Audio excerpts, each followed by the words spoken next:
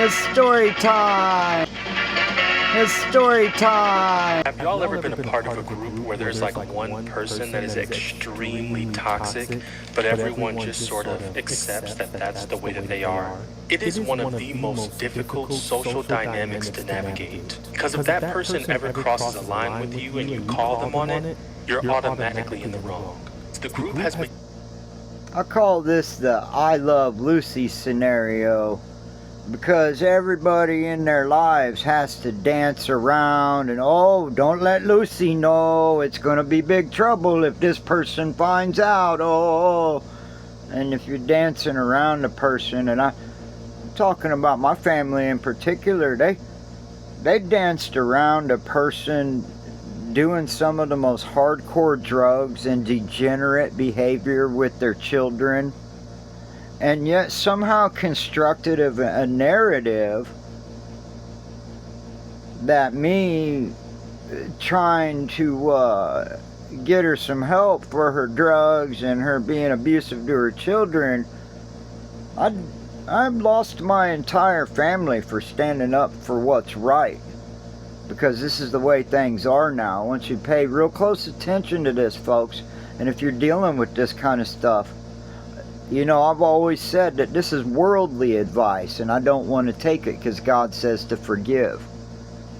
But I didn't read nowhere in the Bible where God says, put yourself through a meat grinder for other people's unworthy sake.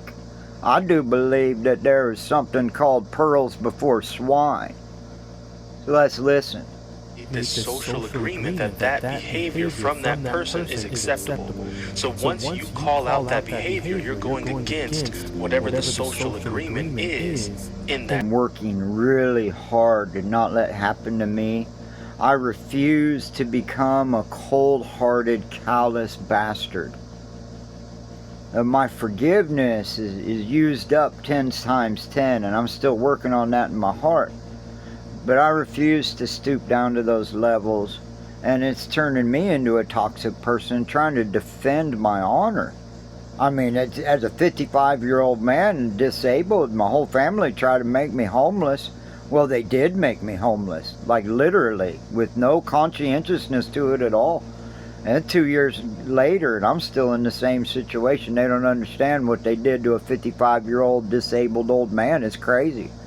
But I lost my whole family because I tried to call out what was really, really wrong, and some young underage 12, 13, 14-year-old children were involved, and it was some really dangerous, scary, next level stuff. I wasn't just trying to raise the alarm bell because she was doing some drugs. I mean, she was going down to Mexico and getting fentanyl. Let's be honest about how much everybody's turned against me for trying to put a stop to that behavior. It's crazy. Mental and spiritual strain trying to win this battle. Only to... Right, spiritual strain. And then, you know, let me add one more thing. She was going to take her 14-year-old son from here in Kansas all the way out to Utah to meet some stranger and hang out on the internet, and then somehow was able to divert all the attention away from her, and it was no big deal. But you know, my nephew was caught up in the middle of all this, and these boys were being abused through doing homeschooling at midnight. I mean, it's just some of the crazy stuff, just the tip of the iceberg. I got to get a little bit of this off my chest, but I think of this in terms of healing and conscious understanding of what these people are really doing. I understand it, but as a society, we choose to not do these things to each other. And when you do these things to each other, it's very unacceptable, and you can't expect the people that you betrayed to be inviting you over for dinner next week. It just doesn't work that way.